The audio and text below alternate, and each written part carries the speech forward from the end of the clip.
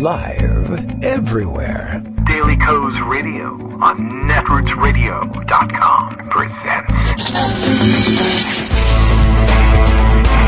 David Waldman. Kagro in the Morning Show.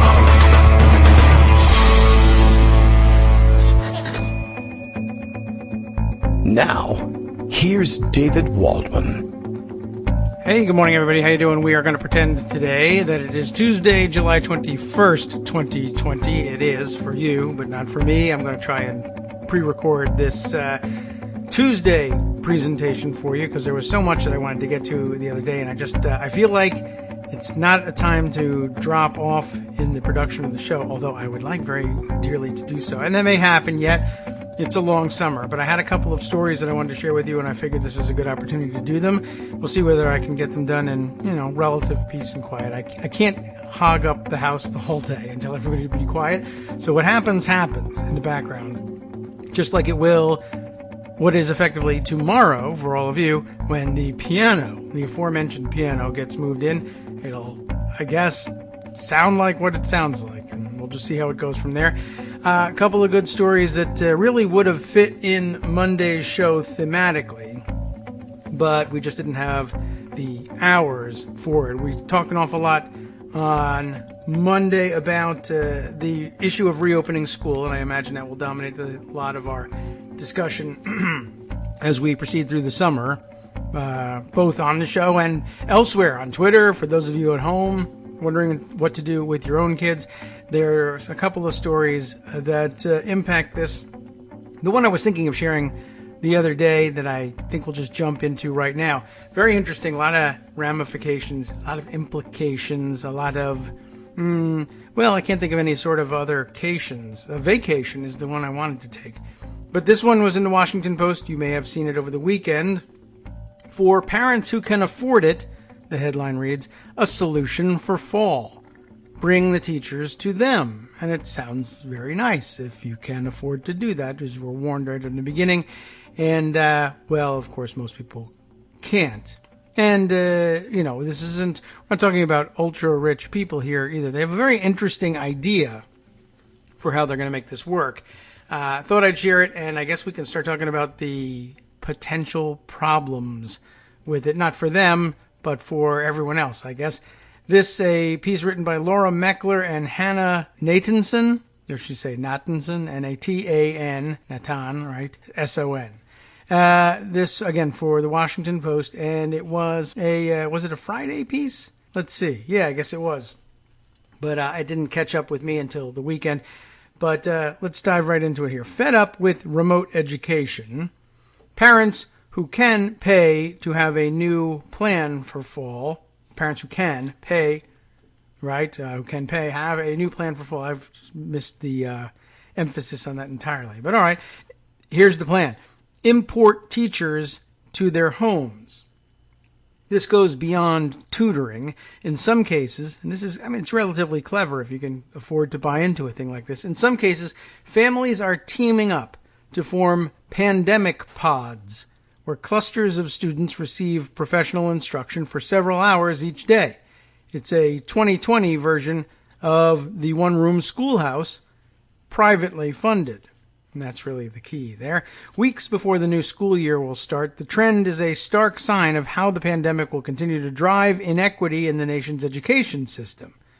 But the parents planning or considering this say it's an extreme answer to an extreme situation. With novel coronavirus infections rising in large swaths of the country, school districts in many big cities and suburbs are planning to start the fall with distance learning, either every day or for part of the week. President Trump has implored schools to resume in full, and many health experts agree, partly because remote learning went so poorly for so many in the spring. But many local leaders say the health risks are too great. Children do not get particularly sick from COVID-19, it's said. It doesn't say it's said in this text, but we'll get to that in just a few minutes, I guess. But less is known about whether they can spread it to others. School officials also worry about the health of teachers, and districts are daunted by the logistics of keeping students and staff from coming into close contact with one another while indoors. You'll recall that we read the other day the experiences in Israel. It seems that there's been a total blackout of that information among people who are interested in blacking it out, at least from their minds. People pretending that there's no adverse reports from anywhere around the world where they may have resumed school, and that's just not true. I think pretty universally, where they've resumed school for a long period of time, they've run into serious problems and had to shut back down again. Perhaps not universally, but on a school-by-school basis, certainly. Anyway, we'll continue with this piece here. Parents are worried about the health risks too, but they are also worried that their children will fall behind, and they fear they will be unable to work even from home while supervising children. We had lots of family discussions about what we wanted to do, and is it worth it to pay extra? And we said yes, because they can. Said Katie Franklin, who has a 7-year-old daughter and lives in Herndon in Northern Virginia. She's in talks with a few other families to hire a teacher to share. The estimated cost for her family, at least $500 per month. And again, it's one thing to do it with 7-year-old kids in mind. It's quite another to deal with it for high school kids who need specialized instruction. Anyway, next section here. This is a thing now. Across the country, families are gathering with strangers in Facebook groups and friends over text messages to make matches. Teachers are being recruited, sometimes furtively, to work with small clusters of children. A Facebook group dedicated to helping families connect and learn how to do this drew 3,400 members in 9 days, with at least 7 local groups already spun off. This is a thing now, said Phil Higgins, a psychotherapist in Salem, Massachusetts, who joined with 2 other families to hire a woman to create a pseudo-summer camp for their 4 children this summer. They're now considering hiring this woman, who normally works as a school-based behavioral specialist, as a teacher for 40 hours per week during the school year. She would help the kids work through their school-offered remote learning. We wanted someone who could do a better job at homeschooling than any of us felt like we did, Higgins said. He said the cost would be about $1,300 per child per month. In Lower Merion Township, a suburb of Philadelphia, Carrie Pestronk and her 2 sons struggled through remote learning in the spring. If it continues into fall, she wants to make school from home as normal as possible. She's trying to recruit a handful of other children and a teacher, perhaps someone finishing college or graduate school, to teach from her basement. She's particularly worried about her 2nd grader. I want him to know at 10 o'clock he's got a teacher who's downstairs. Why not 9? I don't know.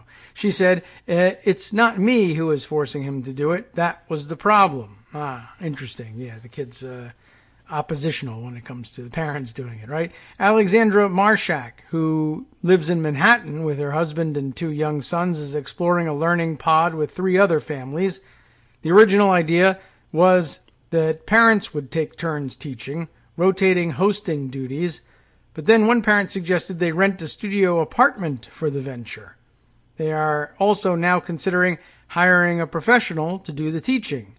Marshak, who is out of work, said she's concerned about spiraling costs, but at this point, she said, everything is on the table. Our next section here, widening the gap.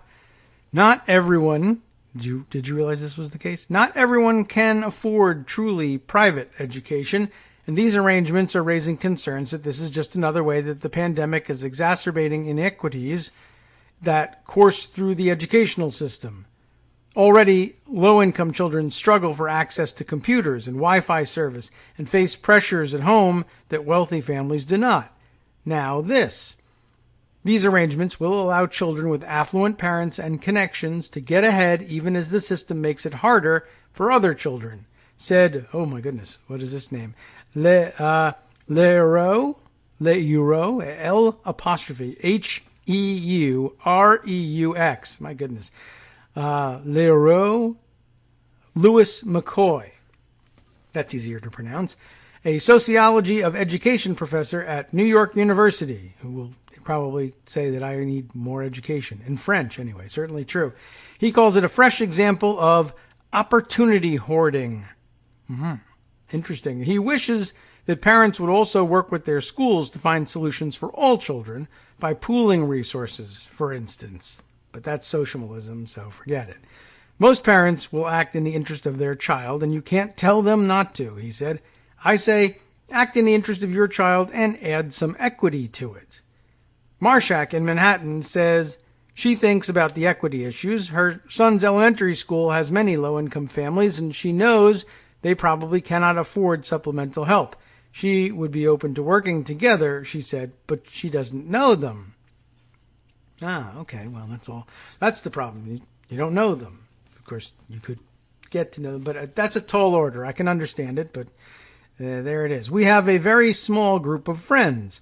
We settled on these friends when our kid was in nursery school, she said. That raises a whole other slew of questions about how do we expand our general social bubble. And I think we all can see kind of what's at the center of that, but all right. It's one thing to believe in widening your social circle and working out the inequities. It's another thing to gather the courage to actually go and do it. I could, those of us with some social anxieties can understand. These questions have also been raised on the Facebook group called Pandemic Pods and Micro Schools, which is mostly being used to facilitate these arrangements. The frantic activity I am witnessing of families soliciting private tutors for their children at the tune of hundreds to thousands of dollars to homeschool their children is frightening to many black parents and parents of color, wrote Allison Collins, a member of the San Francisco School Board who identifies as black and mixed race. Nina Hausman, a white mom in Oakland, California, asked parents to consider inviting in, without charge, children whose parents cannot afford private schooling.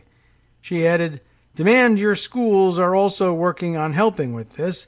This is a concrete way that we can and must use our privilege to prevent worsening inequality."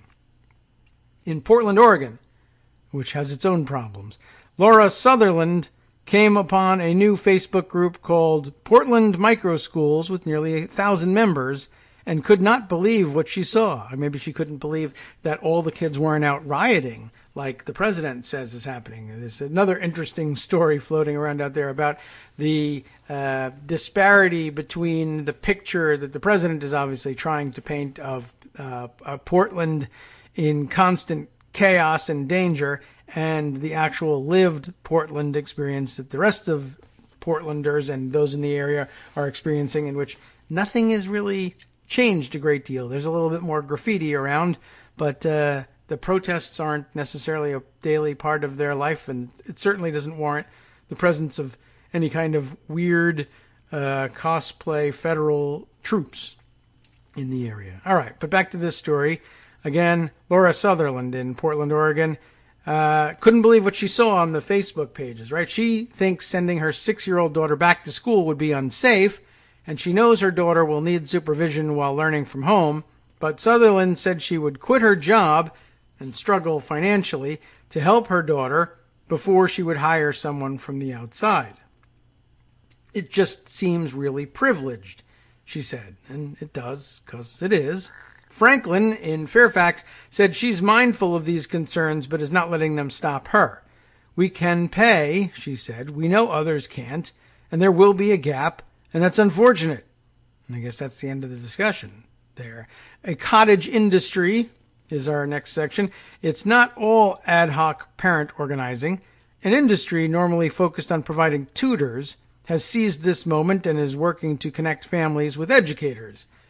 Jennifer Shemtob, the owner of Teacher Time to Go, I guess that's the right way of reading it, not Teacher Time to Go, but rather Teacher Time to Go, a small company working in the Philadelphia suburbs, said demand is intense. She's offering a package of 3 hours of tutoring 4 days a week. For one family, the cost is $480 per week. If two families join, with up to 6 children, it's $720 a week total. What I'm seeing is families just wanting that reassurance that their kid is going to get support one way or another, she said. Colleen Gangian, Gangian, an education consultant, works with high schoolers in the D.C. area. She said she has received inquiries from more than 20 families asking whether they should participate in arrangements she likened to nanny share on steroids. As mother to a third grader and a preschooler, she's also seeing chatter every day on a Facebook group or in Facebook groups and in group texts. It's all anybody is talking about, she said. I'm missing this entirely, but my kids are older. She said the prices start at $25 or $30 an hour for a college or graduate student. A trained tutor would cost $50 to $100 an hour. The premium option, poaching a teacher from a public school, could cost as much as $100,000 for a year, she said. Two Fairfax County teachers said they had been approached by multiple families asking them to take over the education of their children. Both spoke on condition of anonymity for fear of retribution from the school system.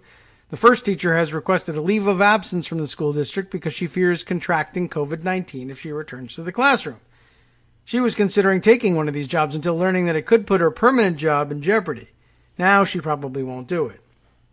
The second teacher has not yet decided what to do.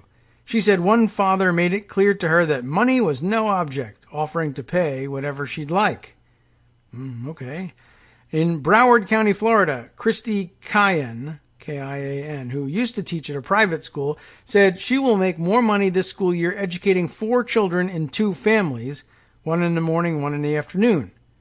After setting this up, she said she was contacted by 5 other families seeking similar arrangements.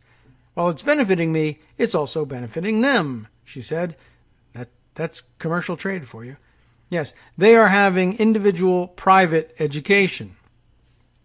And that's that's a pretty matter-of-fact, blunt statement to end it on. I mean, thanks a lot. I think we kind of concluded that, but another awkward ending there. But I did see some discussion about this over the weekend, and it's really odd. And I saw some people pointing out, and I think I agree, this is like Betsy DeVos's dream come true. Driving public school teachers, in the case of the last couple people anyway, driving public school teachers to consider abandoning their jobs at private schools and presumably then quitting the public school teachers unions and agreeing to teach only in private and privately funded situations. And I have to put it that way because I said moving from public schools to teaching only in private school, which these things are. These would be extraordinarily small private schools. And I got some objection from, when I discussed it on Twitter, from a teacher who said, well, it's not that, I mean, don't forget, private schools are, susceptible to COVID-19 too. There's nothing about the disease or the money involved in privately funding education that makes it less likely that you'll get it. And I know it was Twitter. It's not that, we're talking about like private schools are somehow immune to this stuff. It's just that they'd be moving into an even more private situation than a private school. I presume that Betsy DeVos would be even more thrilled with the idea of the ultra wealthy resorting to this sort of education, I guess. Although I assume that a lot of people who came up in the elite private education world would miss or would say that this whole thing misses the point of elite private school education, which is connections more than anything else. But really, though, the idea that you could break up the local public schools and poach away the teachers so that they would be teaching in a private situation, but doing so without the protection of a union and without perhaps long-term contracts and maybe with no benefits or, no real clear way to even negotiate or renegotiate the contracts, except person to person. So in other words, being hired more or less at will. This seems like a great deal for Betsy DeVos and a great way to destroy public schools and not disrupt the education of the moneyed elite in any serious way. So I don't know, a little bit troubling and a little troublesome. I'm not certain exactly how to do it. I mean, I guess the best proposed solution there was the one, I think, probably understandably from the family in Oakland that says, hey, how about you invite somebody in who is not as privileged and couldn't possibly take part in something like this on a financial basis, and between the rest of you participants, you pick up the cost. That would be a great thing to do, and I think you'll probably have a lot of trouble putting together a great number of those pods, but it would be nice if there was a Facebook page that was dedicated to doing things that way, and say, okay, for every 4 families, you pick up a 5th that can't afford it. But who knows whether people would even, I assume there will be people who will at least be wary of accepting the offer, because it does put you in an awfully awkward position, doesn't it? Dependent on people who aren't, accountable to you in any way for the way that, and in fact, you're accountable to them. If anything, you have little in the way of voting rights unless they set it aside in formally in writing as part of their charter that they adopt, whatever they might do. And they would never be required to do that in this situation, but you're gonna have to build some serious protections in there. And I could see it would be awfully awkward to raise your voice and ask for any kind of changes if you were receiving your education as a gift this way. Naturally, there are probably libertarians out there, none listening to this show, I'm sure, who would say that's the way they ought to feel about public education right now, in terms of their relationships with people who pay considerably more in taxes than they do. But with schools, local schools being hooked up into the local tax base, none of their neighbors will have that problem. So, anyway, I thought that was really kind of troubling and like a great creative solution. But yeah, once you got to look at the larger picture of things, not really sure how we would resolve that. And I guess in all likelihood, the Franklin's probably most representative of the group doing this. And just saying, I recognize that that's terrible, but I have an appointment scheduled right now for my kids to get taught, so I'll have to talk to you later about that. Anyway, on the same subject, returning to school, I thought I would share this piece that came by from Arthur Kaplan, who placed it in, he's got a partner here, David Lilienfeld, if I have that right. Yes, okay. And put their article in Newsday, Long Island's newspaper. Should schools reopen in the fall is the question. That's supposed to grab your attention and pull you in. That's what everybody's talking about. But the punchier stuff is down below in the body of the piece. It's all right here, really. When the school year opens this fall, more than 50 million children will, if the White House has its way, enter into more than just the schoolhouse. They will go into one of the largest unregulated experiments ever conducted. You don't like those unregulated ones. Well, maybe Republicans do. In the wake of COVID-19, are they safe in going to school? And we're not in the wake of it, we're still in the thick of it. While many parents appreciate the need for schools to open, many are understandably concerned about this question. Schools not only educate, they also foster social development, and for many children, distance learning was hardly a success in the spring, which is why parents worry about their children's safety in school. The problem is that we just don't know.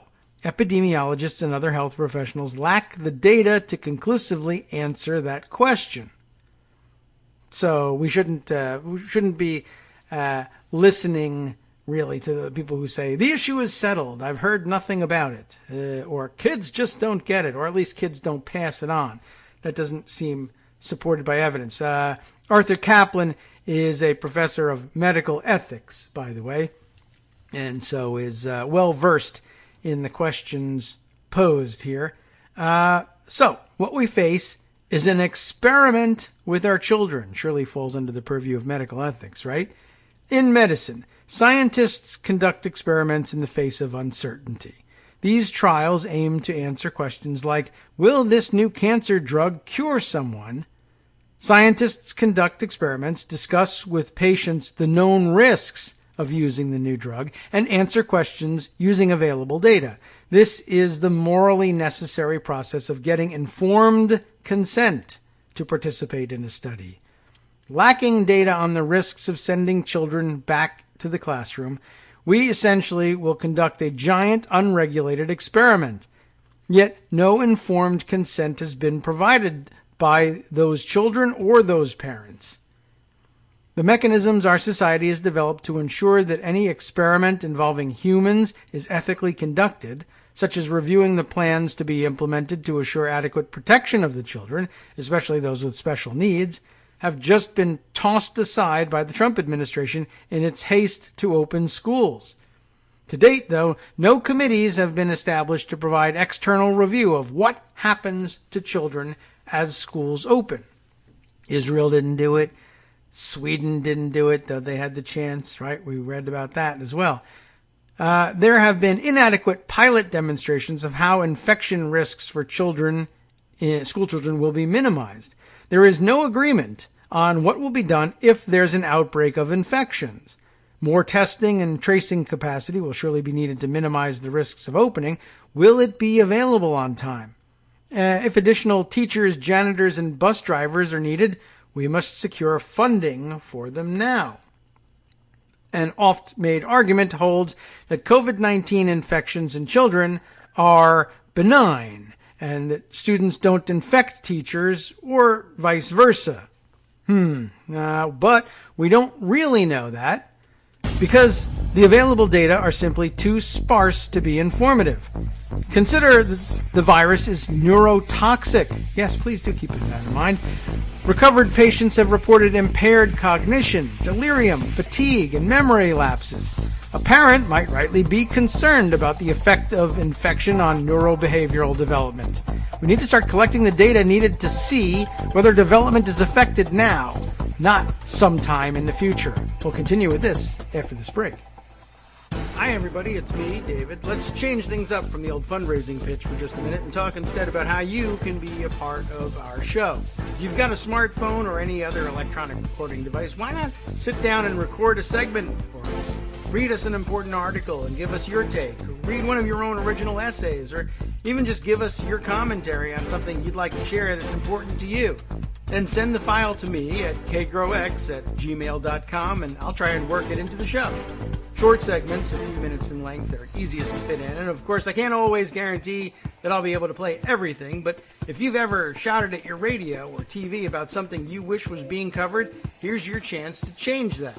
Make the show your own. Send your submissions to me at kagrox@gmail.com.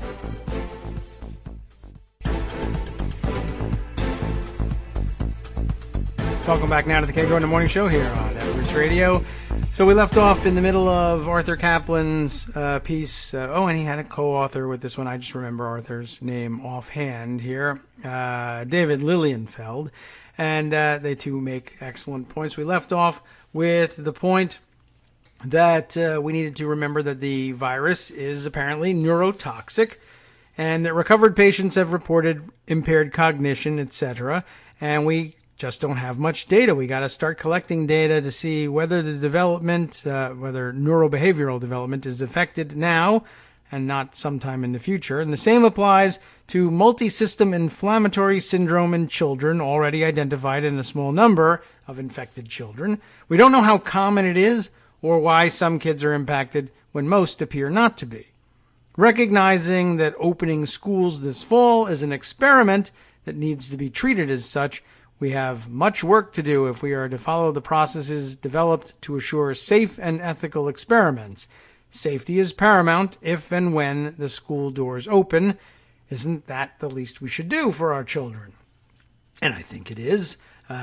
They think so too. Again, it's Arthur Kaplan, by way of handing out the titles here, Director of the Division of Medical Ethics at the NYU Grossman School of Medicine.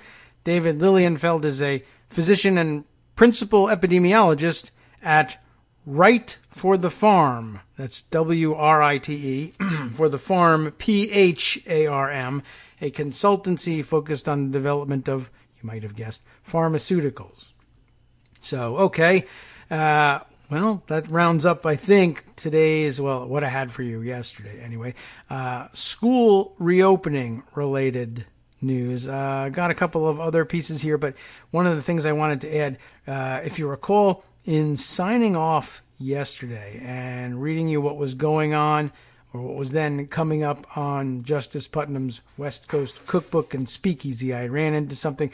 I ran out of time at the end, as I often do, talking about some of the international news. And I must say, I'm going back to this one because I recall that in going and signing off, because for me it was only a couple hours ago, that I was reading it and then I ran out of time, and okay, we cut off the broadcast, and then I finished reading the sentence and I said, holy crap, are you kidding me? Except it wasn't crap that I said. So now I'm censoring myself. But here it was, this last item. Maybe you've heard this news, maybe not. Maybe you listened to the show, maybe you didn't. Here was the deal. It was tributes pour in for 20-year-old Australian Olympic figure skater. You didn't know they had them in Australia? Well, they don't. They import them. Well, I'm sure that they do. But they imported this one from Russia. Ekaterina Alexandrovskaya. My goodness, what a mouthful. They make the names there. You probably, maybe you know it, know the name and can say it because you heard it on TV, you followed the sport, whatever. Apparently, she gave up her Russian citizenship and went to skate for Australia. And she's died at the age of 20. And I saw that news the other day and I thought, if it's, are they going to tell me it was coronavirus or something like that? What happened here? And well, the end of the sentence here in Justice's roundup put it pretty bluntly. She died after, well, conveniently, he says, a little trademark.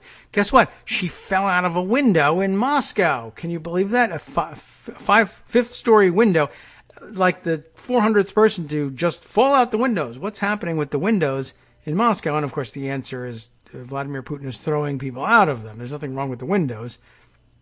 But, apparently that was the trigger, too. She gave up her citizenship and went to skate for Australia. And I guess that bothered Putin enough that he took the opportunity when she was back in Moscow, which I do have questions. Why do you go back to Moscow when it's pretty, clear? Well, it's raining people in Moscow. Don't go there. If you're out, stay out. But I'm sure, her whole family probably lives there. And she probably also thought, what does he really care if a Olympic figure skater goes to skate for Australia? He's got bigger problems than me. And I'm sure I probably would have convinced myself of the same, but then I would have fallen out of a window and you wouldn't hear that from me. But it was also speculated, Justice typed and messaged to me afterwards. I guess a few athletes have taken the plunge, that is, changed their citizenship, or does he mean taken the plunge out the window? Oh, yeah, that's probably what he means. When they blew the whistle on the drug scandal, I guess the doping stuff and drugs, but this was because she left when the scandal was blowing up. So that's pretty scary news, but what have we learned from it? 1, don't go to Moscow. 2, don't go in any buildings higher than 1 story. And 3, he takes everything personally, I guess. My God. And I guess we knew that, and he's a brutal dictator and a vicious murderer. And Donald Trump loves him because that's the way he is with dictators and murderers, I guess. It's pretty amazing. I don't even know what else there is to say about it. Okay, let's see. Other things that I wanted to hold on to. There was a story suggested by Brian Monroe, who I'm sure was sitting up in Canada dumbfounded by this story. And I've seen several versions of it. The one he sent me is from Complex or complex.com. How do we emphasize that? But and this rendering of the story, you'll recognize it when I give you the headline. Judge sends black teen to juvenile detention after she didn't do her online homework. Perhaps you heard the story. If you haven't, but you have kids who were doing remote schooling during the last semester, during the pandemic, you probably recognize the problem, but not the solution. The kids were not doing their homework in their online classing all over the world. Classes, I should say, teaching, schooling, learning, what have you.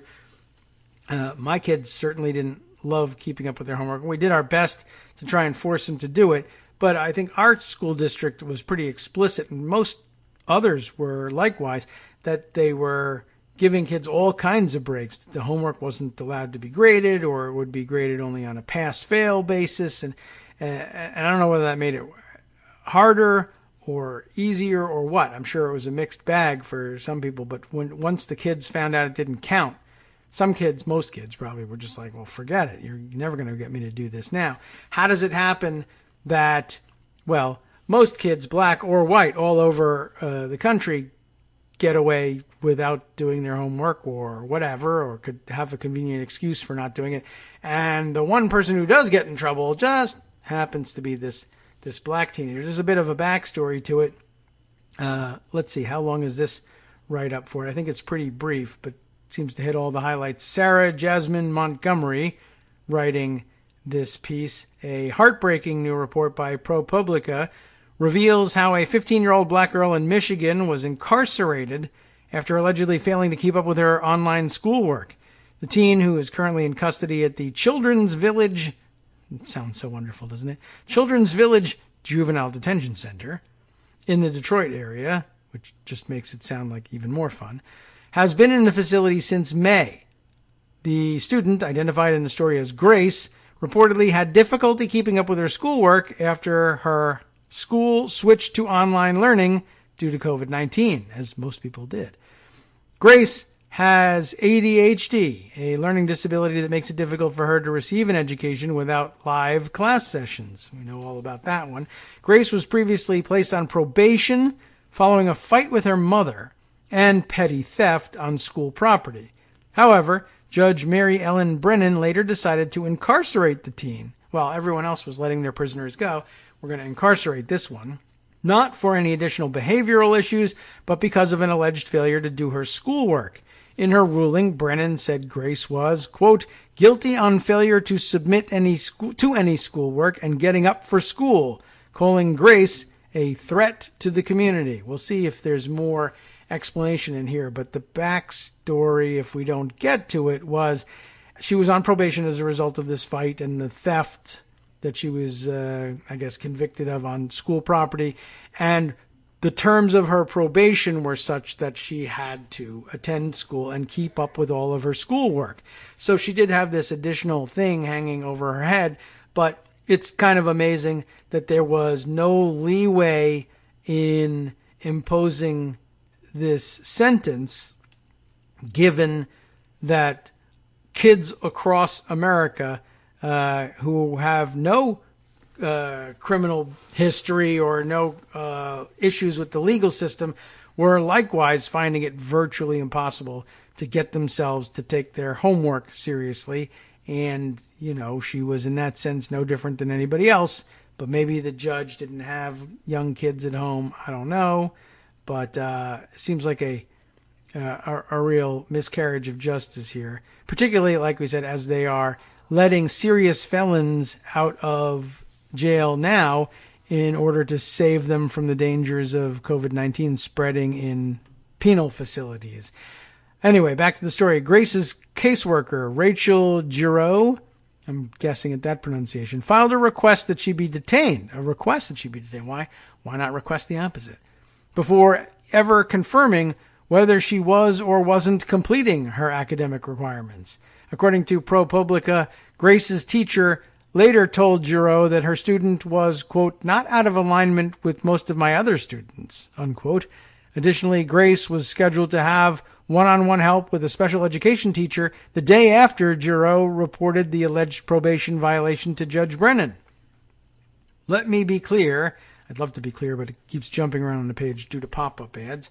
Let me be clear that this is no one's fault because we did not see this unprecedented global pandemic coming, teacher Catherine Tarpe wrote, saying Grace is trying to get to the other side of a steep learning curve mountain, and we have a plan for her to get there. It's now been over a month since Grace's mother has been able to see her. The 15-year-old is not scheduled to be released anytime soon, despite Michigan Governor Gretchen Whitmer's call for juvenile detention to be suspended in response to the ongoing COVID-19 epidemic. or pandemic, as the case may be. Every day I go to bed thinking and wake up thinking, how is this a better situation for her? Grace's mother told ProPublica. The teen had been attending family therapy with her mother. Oh, it's moving again. Following the incidents for which she received probation. My mom and I do get into a lot of arguments, but with each one I learn something and try to analyze why it happened, she said during a hearing on April 21st. My mom and I are working each day to better ourselves in our relationship, and I think that the removal from my home would be an intrusion on our progress. Sounds like she's doing pretty well, educationally, I mean. Certainly could always be better. As ProPublica points out, Grace's case is just one example of many ways black students are disproportionately targeted and incarcerated by the juvenile, quote, justice system. It is clear that kids of color are disproportionately involved and impacted by the system across the board. Jason Smith, who works for the nonprofit Michigan Center for Youth Justice, told the outlet. Oh my God, moving again. They are more likely to be arrested, less likely to be offered any kind of diversion, more likely to be removed out of the home and placed in some sort of confinement situation. People like Kim Kardashian, who retweeted the post below, are now calling attention to Grace's incarceration and calling for reform. The post below, well, bringing up this very topic. What kind of a country locks up a child for not doing homework during a pandemic? We must reform this disgusting system immediately. From Jessica Jackson, who I don't know, but it's a good point nonetheless. Grace's case isn't set for a hearing until September 8th, despite the fact that she's not receiving any direct schooling and meets less frequently with a therapist than she did prior to her incarceration. I want to change. I want to be a better person, Grace wrote in a distressing letter to her mother. Here I've realized how much you care and love me. I'm sorry I took that for granted. Please continue to send me pictures of me and you or just with anyone. I love you, Mommy, and miss you. How can you get a letter like that and not react? All right, well, just a weird situation once again. Just happens to be the black kids that get left behind. I'm sure there's someone else somewhere who's in a similar situation, but this is an illustrative example of, like they said in the piece here, something that happens disproportionately to students of color and black students, I guess, in particular. Just thought that was an interesting addition. Thanks to Brian for sending that one on. Let's see. Other items of some interest. You know what? We can stick with a theme here. Here's something else that I happened to see come by the other day, and I think David Neer was sending this around. A Washington Post piece here from Richie Torres. Richie Torres is the Democratic candidate for New York's 15th congressional district. And what the hell? That's basically what I have to say. According just my quick scan of the story here. Check this out. I'm Afro-Latino, Richie Torres says, but I can't join both the black and Hispanic caucuses in Congress. That must change. Well, he can't join them yet because he hasn't been elected yet. That's true. But I guess I don't know that much in particular about the 15th congressional district specifically. Maybe some of you do offhand. But in many of New York's congressional districts, winning the nomination is tantamount to winning election, of course, and this may be one of them. But check this out. Whenever I'm about to enter a new setting, like the New York City Council in 2014, or Congress in 2021, I never have the luxury of taking acceptance for granted. My life experience has taught me this. I often wonder, will I be accepted for who I am? A gay man, an Afro-Latino, a millennial, sometimes surrounded by older colleagues with more experience. I'm confident that I will be accepted, indeed embraced, when it comes to the House Democratic Conference, where more than 60% of members are women, people of color, and LGBTQ, a level of diversity without precedent in the history of American politics. But there is a caveat. The question of who I am racially will likely run into the binary buzzsaw of caucus politics. There's an antiquated rule. How do we even have this rule? Antiquated rule that prohibits members of Congress from joining both the Congressional Black Caucus and the Congressional Hispanic Caucus. The wall of separation between the CBC and CHC ignores the reality of racial identity. which feels especially tone-deaf in this present moment. You have to pick a side, so to speak. You can be either black or Latino, but never both. In real life, however, I am both, and there are plenty of people who are. It's crazy.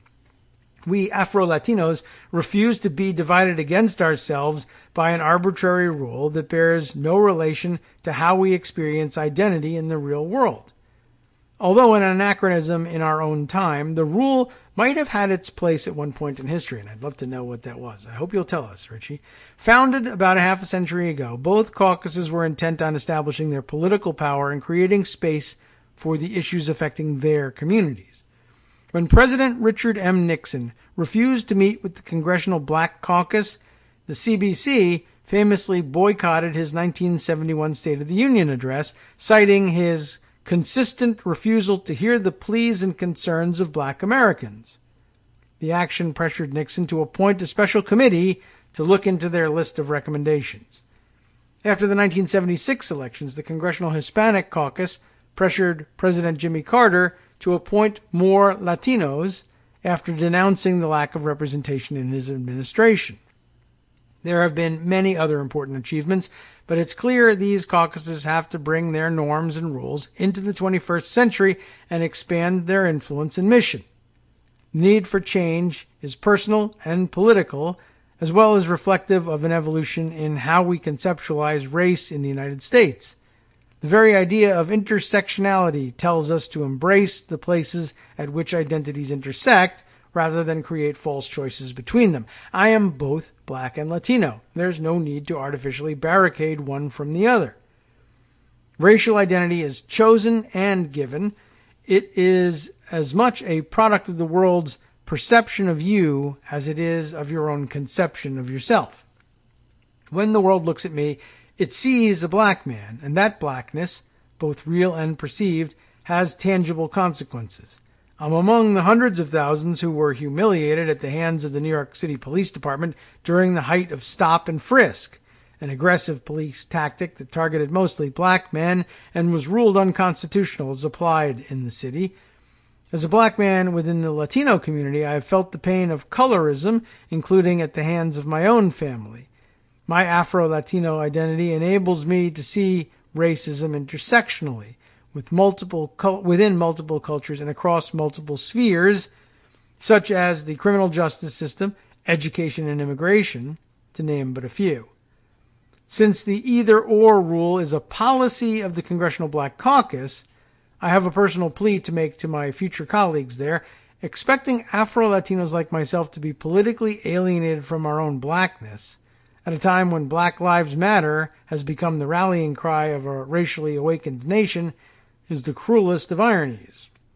When the CBC has internal debates about issues affecting black people, as it surely will in 2021 when I hope to enter Congress, I, as a black man, have a right to have a seat at that table. Denying me that would do great harm not only to me, but to the hundreds of thousands of African Americans and Afro-Latinos I will likely represent in the South Bronx. This is something I cannot accept. I am an agitator when I need to be, and agitate I will until this exclusionary rule is gone for good. And I guess they just haven't have they not run into this problem before? There have been no Afro-Latino? I don't know. But, there have been prominent Afro-Latinos in New York politics, everywhere. It's odd. And outside of politics as well. It is an anachronism, and I would gather that they've been waiting to remove it, and I guess maybe it's been sort of a we'll cross that bridge when we come to it issue. And, we're there now, we're nearly there, and I expect that they'll just cross it and say, oh yeah, that makes sense. We'll have to repeal that rule. And but good on him for bringing it up and making sure it's taken care of ahead of time. I can't fault anybody. I knew about Afro-Latinos, but I never bothered to look to see what the rules were. It's not really my place to be reviewing their rules anyway. But I guess it's just never occurred before. That's hard to believe. Although, in it's entirely possible that it has occurred before, and either people made their own choices, or there were some that didn't necessarily acknowledge both heritages in equal measure, I think. But I can't speak for those people exactly how they, I can't correct how they viewed themselves racially or ethnically. But there were those when I was working on the Hill who used to point out, for instance, sometimes there was great tension between the African American communities and the Hispanic communities that lived in close proximity in New York and New Jersey, and I know that it was theorized, for instance, one of the great lions of the Congressional Black Caucus, Charlie Rangel, very frequently found himself on the other end of that dividing line from the Hispanic caucus members, and there were a couple of Hispanic caucus members who were firm in their belief that he was simply refusing to acknowledge that he was in fact Charlie Rangel, not Rangel, as he had anglicized it. Very interesting prospect, but all right, we'll have to leave that to speculation, because I don't think he ever addressed it himself, and I certainly can't speak for him on that front. All right, let's see. We'll see whether a message gets left in the background with the ringy-dingies going on. I forgot the phones aren't muted when we're recording during these odd hours. Anyway, good point there from Richie Torres, and we'll see how they resolve that thing. I think that'll probably get wrapped up in late November, early December, as the caucuses begin to meet and plan out their agendas for the upcoming legislative session. Okay, back to the Portland issue. Let's see. We might want to save this one for the other side of the break, because it's probably a relatively lengthy look at this. Not that long, actually. Why don't we dive into it? TPM had this piece on the legality of what they were doing and how did they get there. It's a loosely constructed argument, which he takes, Josh Marshall, from Ken Cuccinelli's appearance on TV over the weekend. Cuccinelli saying, not a quote, of course, but paraphrasing, "Totally legal and totally cool. How CBP and ICE now control your city." Last night, Josh says, I noticed an acting deputy secretary, and again, it is, yes, where's our recording? Our acting deputy secretary. It's important to note when all these people are acting. Acting deputy secretary of Homeland Security, who works for the acting secretary as well. Cuccinelli, though, told NPR that not only were they not pulling back on their actions in Portland, but that they planned to take them nationwide. The brief NPR interview is important because, along with other reporting that came out over the course of Friday, it helps us understand anyway, just what the White House is doing and the purported, I love it, legal rationale under which they are doing it. As we've discussed, even as protests have subsided in much of the United States, they've continued in Portland with an especial focus on Mark O. Hatfield Federal Courthouse inside the city. There has been a faction of protesters who've set off fireworks, painted graffiti, and thrown bottles, although they may even be just plastic bottles, thrown bottles at police in nightly standoffs. This federal building is key.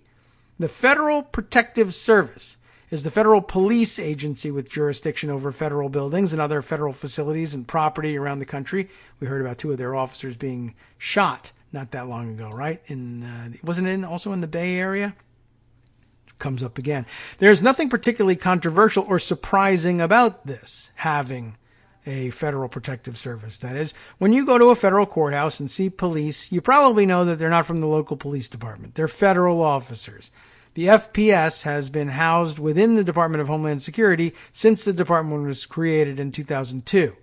Unconfirmed political appointees at DHS, which include the secretary, the deputy secretary, and the commissioner of Customs and Border Protection, say that the FPS in Portland and in other cities has been overwhelmed by, quote, violent agitators. So they've sent in CBP, ICE, and other federal police agencies housed within DHS to support FPS's mission and, critically, under FPS's jurisdiction. In other words, in their view, it's really not ICE or CBP. They're just other federal officers supporting FPS since it's overwhelmed. The jurisdiction of FPS is being used as a hook or loophole to give CBP and ICE police powers over citizens in American cities for purposes of reported crimes entirely unrelated to immigration enforcement. In his NPR interview, Cuccinelli is clear on this. The federal courthouse there is protected by Federal Protective Services, who are being supported by both CBP and ICE officers because of the violence there and the graffiti. Later, he's even more explicit on the purported chain of command and who's calling the shots. The Federal Protective Service is responsible for protecting thousands around the country. And I guess that means thousands of buildings around the country. That is an agency within the Department of Homeland Security, and the CBP agents that you saw backing them up are doing just that. They are there, cross-designated to support FPS, not the other way around. We're helping them do their job because of the demand for more manpower in light of the violence, which is actually not happening, but that's what they like to call it. On its face, one would think, and we're right to think, how on earth is the Federal Border Police, which is what CBP is, driving around the streets of Portland, masked and in rental cars, smash and grabbing people who look like they might be protesters? That is a good question. Cuccinelli explains it very clearly, or pretty clearly, Josh says. FPS has jurisdiction over federal buildings. Any vandalism committed against a federal building or even protests which they think might lead to vandalism or violence is under FPS jurisdiction. They've interpreted the whole city of Portland as under siege by violent anarchists. I don't think anybody else sees it that way, but that's what they're hooking it to. Welcome back now to the Kagro in the Morning Show here on Networks Radio. Maybe we'll set that up again by starting again at the beginning of the paragraph. We were just discussing how Josh Marshall saw Ken Cuccinelli justifying the use of the Federal Protective Service all over Portland and the Border Police, CBP, as well. What's the point of pulling them from the border and having them pull people off the streets in the middle of an American city? And as he says, he explains it pretty clearly. FPS, Federal Protective Service, has jurisdiction over federal buildings.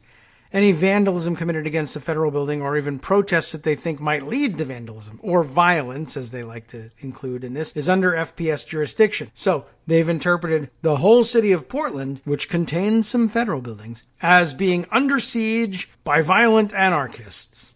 Though there's been no violence and no real indication that they're anarchists either. But never mind any of that. So, using the nexus of the federal buildings that exist inside Portland, they now see the whole city as under Federal Protective Service jurisdiction. Now, that's what they say, but would any court recognize that? I don't know. Maybe these courts, maybe Trump courts, I have no idea. But since FPS is a relatively small agency, and they now have to occupy all of Portland, not to mention the other cities that they say they're going to take over. They have CBP, ICE, TSA, and others. There are just supporting the mission. I hadn't realized that TSA had been involved in all of that. Well, that's how all of this comes together. CBP and ICE are among the most aggressively politicized branches of federal law enforcement and heavily supportive of the president's policies. Although they didn't really have any policies with respect to protests about Black Lives Matter or anything else. They're politicized because they are pro-strict border control and anti-immigration, and so is the president. But I guess they're just intent on following him wherever he may go. So if his whim tells him that people involved in protests in Portland, Oregon are violent criminals and anarchists, they're willing to believe it. They don't need any proof, and they're not getting any, so they must not need it. So, let's see. They're the most aggressively politicized branches, heavily supportive of the president's policies. They are also accustomed to, and indeed trained to deal with, people with few civil or political rights, and little ability to invoke the few rights that they have.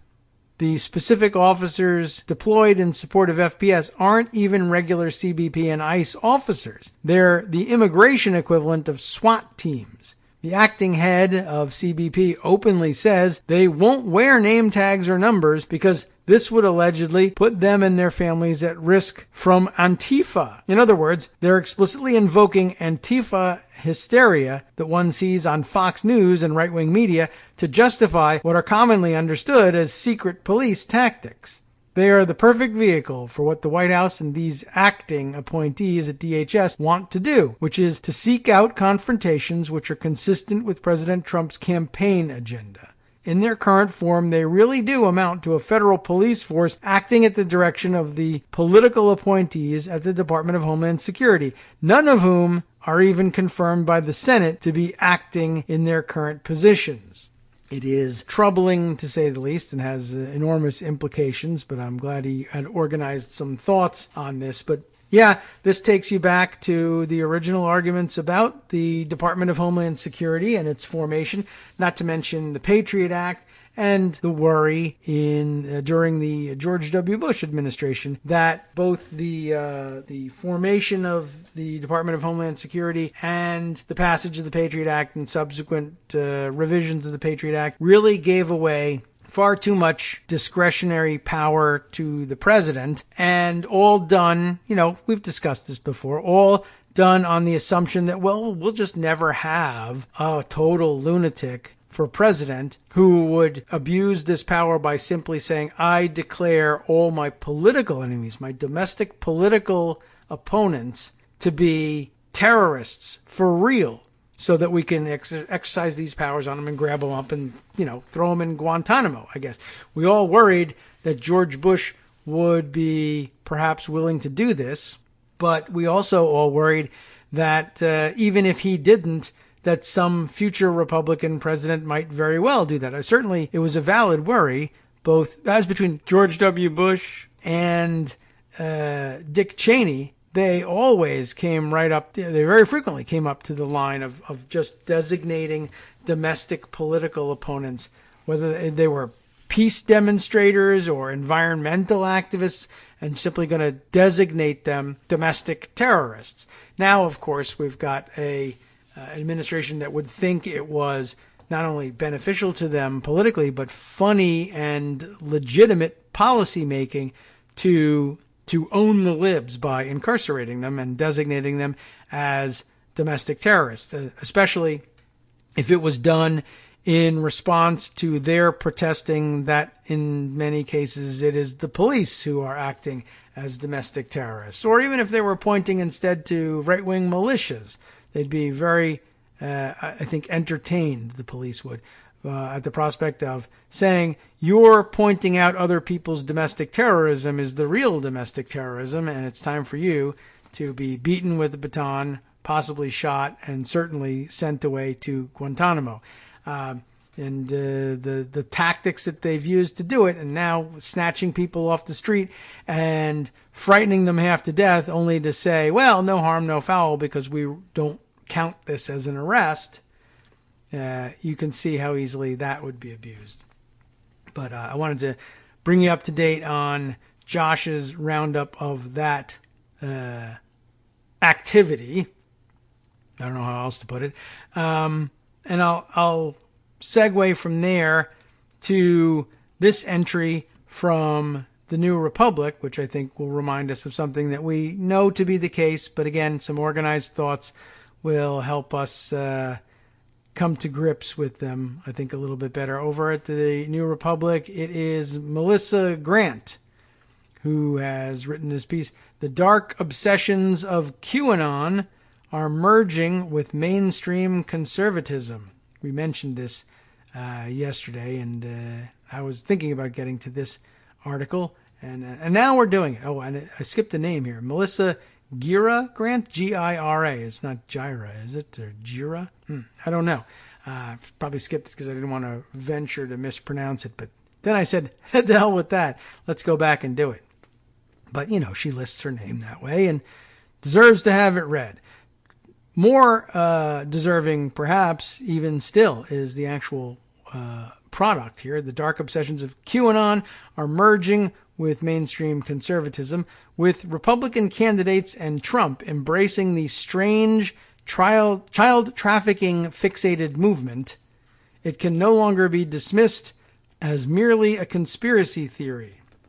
which is likely to be misinterpreted as meaning that if you look hard enough, you'll find that it really is something more than just a conspiracy theory. It's not. It's just that more idiots who hold elective office and designated powers by virtue of holding those offices are professing, truthfully or otherwise, to believe in QAnon nuttery, and it's highly disturbing. I saw the other day, maybe some weeks ago, tweeted around the claim that the Australian Prime Minister was apparently tweeting around some QAnon materials, and I guess this was taken as an indication from knowledgeable Australians that he had bought into this thing. And what an odd situation. That I don't think we anticipated that happening. Let's take a look here. The online furniture seller Wayfair, I did see that they were mentioned the other day in some weird tweets, is not engaged in child sex trafficking. I bet you hadn't guessed that. You might have thought they were, just because you figure everybody is.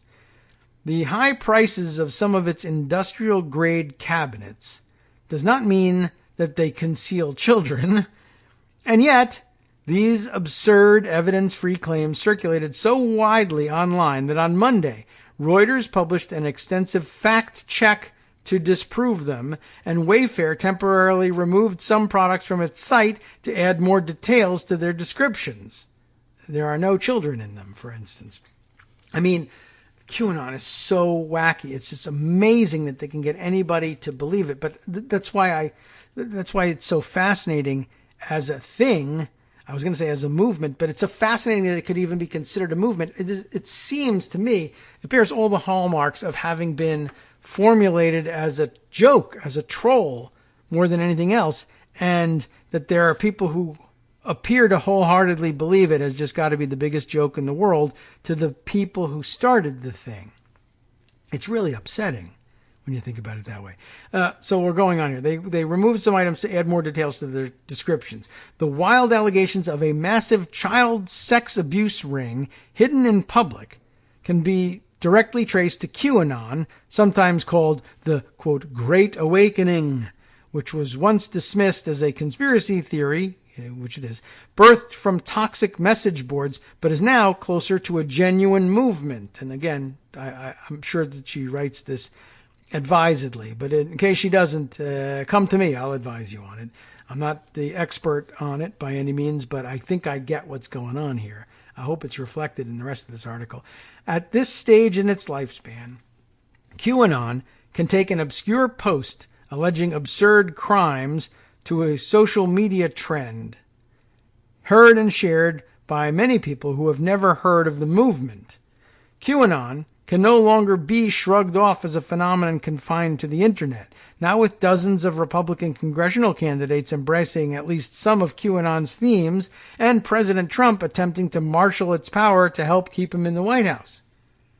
As the host of one streaming QAnon program put it to Trump campaign official Erin Perrine when she went on his show in October of 2019, many QAnon adherents view themselves as the campaign's soldiers on the ground.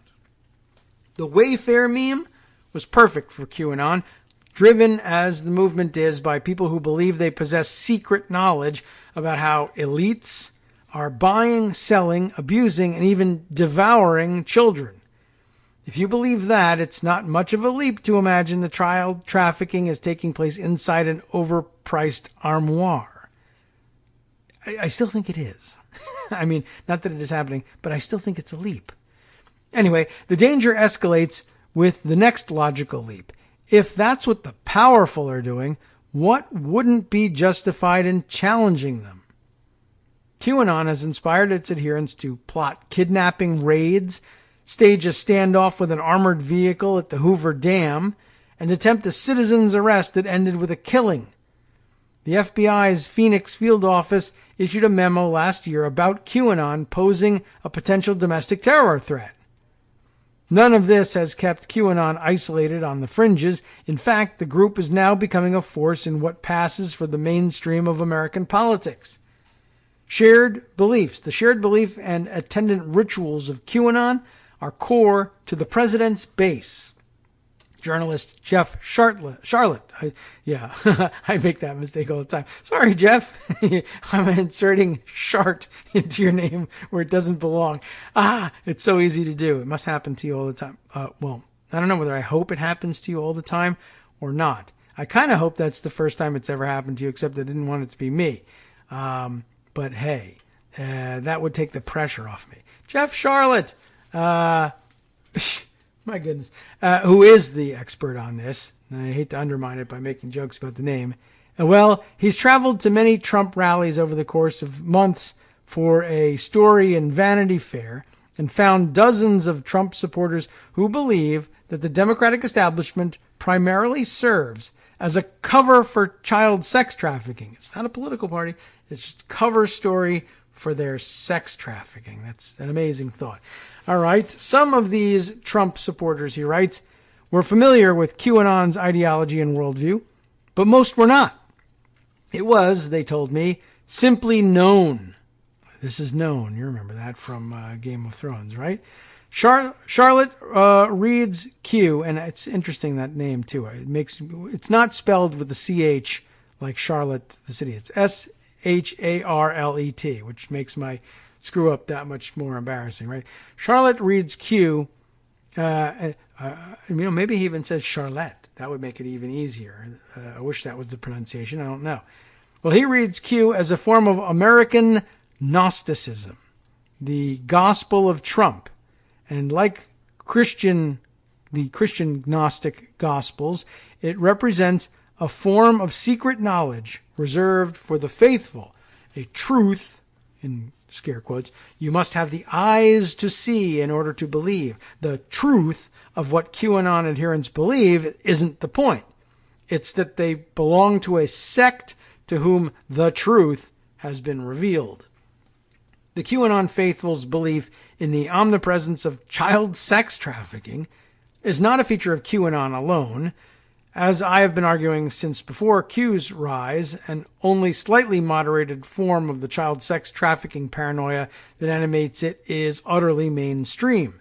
Before the Q antecedent, Pizzagate, became notorious, with an attempted armed rescue of non-existent children sold into made-up sex slavery at the Washington, D.C. restaurant Comet Ping Pong, fighting sex trafficking through sensational rescues had become a national cause célèbre, as it had been widely venerated a century before when the sex slavery fight was enshrined in federal law. Even the mainstream anti-sex trafficking movement is populated by those who have invented claims, like the disgraced Somali Imam, upon whom Nick Kristof at the New York Times relied for gripping yet untrue stories of sex trafficking, or those who see criminal conduct when none exists, as Cindy McCain did infamously when reporting a mixed-race family as a suspected trafficking case. Wow, I forgot about that one. Unsurprisingly, anti-sex trafficking advocates capitalized on the Wayfair conspiracy theory to promote their efforts, including one backed by the president. With or without Wayfair, and I would love an explanation as to how they came to the conclusion that Wayfair was doing this. I mean, or do they just think any enclosed space would contain a child? I don't know. With or without Wayfair, child trafficking is real and happening, with 3 exclamation points. Tim Ballard, a Trump-appointed White House anti-trafficking advisor and CEO of Our Rescue, O-U-R, Rescue.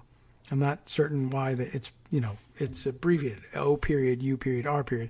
Not certain what it stands for. But he posted this to Twitter last week. This is not a small thing or a conspiracy theory, he added, but it is.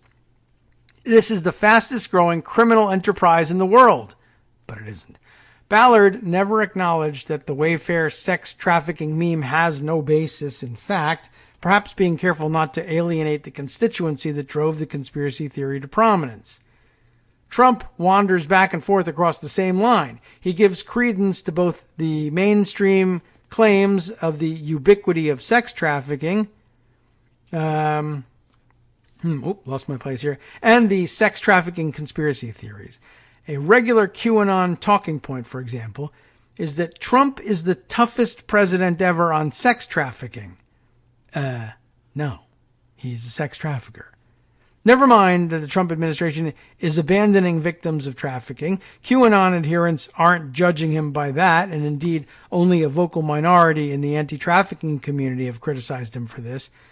When Trump himself sends approving signals to the Q movement, that is enough to validate his toughness on trafficking. He amplified QAnon accounts from his Twitter account at least 185 times, according to Media Matters researcher Alex Kaplan, and uses hashtags that originate with such accounts, like Obamagate or Open America Now. These are some of the same networks that helped drive the Wayfair conspiracy theory. How? Why? QAnon has similarly become integrated with the conservative movement as a whole. Former Trump National Security Advisor Michael Flynn recently posted a video featuring what's become a kind of pledge of allegiance to QAnon and the movement tagline, "Where we go one, we go all." A Washington Post analysis of 59 Q-sympathetic Republican congressional candidates, 59, revealed that together they had amassed nearly 600,000 votes as of July 1st. Some of these figures just used a Q-related hashtag, but most, the Post reported, engaged with Q supporters to a greater degree, including promoting the movement or wearing Q-branded clothing. One, Georgia Republican Marjorie Taylor Greene, has been supported by Representative Jim Jordan and received backing from establishment Republican PACs. I think I saw her tweeting just yesterday, babbling on about how blue states wanting bailouts due to COVID-19 should pull themselves up by their bootstraps and not try to take tax money away from states that pulled their own weight, like Georgia, which of course gets the whole thing entirely backwards. Georgia takes far more out of the federal system than it puts in taxes, and the blue states tend to do the exact opposite, but so what? She thinks there's children being sold in Wayfair cabinets. I think increasingly, at least some Republicans see QAnon and its supporters as a kind of political constituency that they can appeal to get some kind of political benefit. Kaplan told Business Insider, "There's already something of a QAnon infrastructure that these candidates can tap into, whether it be QAnon hashtags or QAnon shows on YouTube. QAnon's reach and power mean that debunking the individual conspiracy theories spread by the movement is not sufficient.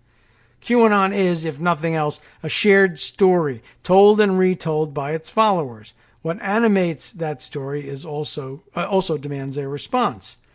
Charlotte and The Atlantic's Adrienne LaFrance have both written about QAnon's overlap with some strands of Christianity, including those which have for decades found a home on the right. QAnon, writes LaFrance, may be propelled by paranoia and populism, but it is also propelled by religious faith. The language of evangelical Christianity has come to define the Q movement. QAnon marries an appetite for the conspiratorial with positive beliefs about a radically different and better future, one that is preordained. The American Christian right, Charlotte recently told Bill Moyers, was already undergoing a transformation under Trump. Evangelicalism might have an authoritarian streak, he said. Its reverence for a supernatural God was, he believed, this sort of circuit breaker that prevented them from going full racist. But now they're willing to put their money entirely on an actual person, Trump, and to build around his personality and to build around this man and his capability for violence and revenge. Q may not be a political movement, but it is a movement useful to politicians. It doesn't need a coherent politics for that. Its base is there for the taking. If a candidate can graft their campaign to its story, even if Q-adjacent conservatives don't really believe in Q, all they need to get a boost from the movement is a willingness to look as detached from the truth as the president. They'll get adoration from Q followers so long as they appear to return it. Trump, too, does not need to be a Q believer to share in its paranoid style of sex trafficking politics. At his rallies, he regularly invokes sexual violence to animate the crowd. This obsession with what is done to the bodies of children by Democrats is, like the rape fantasies with which Trump has taken to lacing his rally speeches, grossly sexualized, observed Charlotte after Trump's Tulsa, Oklahoma rally. It allows his followers to wallow in the most grotesquely taboo thoughts and to relish the revenge they'll take on those whom they imagine actually committing such horrors. While it's important to fact-check such things, you can't deflate the power of a fantasy with the truth. That's what's so intoxicating and potentially fruitful about Q for those seeking higher office. That fantasy of the power they hold, as the few to whom the truth has been revealed, could actually get them closer to real power. Everything I have heard about Q, I hope that this is real, said Lauren Boebert in an interview after her primary victory in Colorado's 3rd Congressional District. If this is real, then it can be really great for our country. I don't see how, but apparently that's what she's got on her mind. You tell me what you think. All right, let's see if we can't fit in one more short piece before the break comes up. Throwing it back to Portland, a little bit of a more humorous approach to things. Always good to check in with Alexandra Petri in the Washington Post to see what she's got in store for us. How about this for a headline? Relax. I know I grabbed you off the street, but I'm just a criminal, not a federal agent, right? Nothing to worry about here. I always like the way she approaches these things. Hello, harmless passerby, and welcome to my unmarked van. I know this is very creepy for you, but I want you to relax. I am just a criminal, doing this entirely on my own dime and on my own time. And you can have recourse to law enforcement later. I know it would be terrifying if I were actually some sort of federal law enforcement myself, because then you would have no recourse. And furthermore, you might feel that the country had taken a serious turn. But no, America is still as great as it's ever been. I personally am a criminal monster who's constructing a sculpture out of mandibles to placate the elk god. But America's system of rights and constitutional protections is absolutely still fully intact. So that's good. I've gotten a lot of feedback during my years of seizing people without warning and placing them into this van. Do be sure to fill out the form, which is located in the seat next to you. And the number one piece of feedback has been that people want to know that America's system of rights remains in place. Congratulations, it does.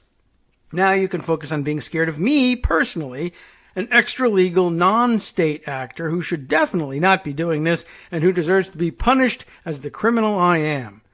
Again, I am just doing this for myself, with no color of law whatsoever. I heard on the news that there was a building here that had to be repainted with 47 coats of paint.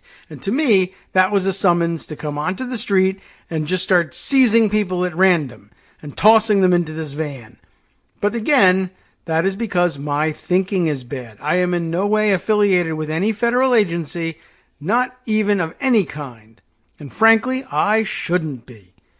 You can also guess that I'm not affiliated because this van is unmarked and I am wearing some sort of desert camo, which is not really suited for an urban environment, but that's fine. I think it looks cool.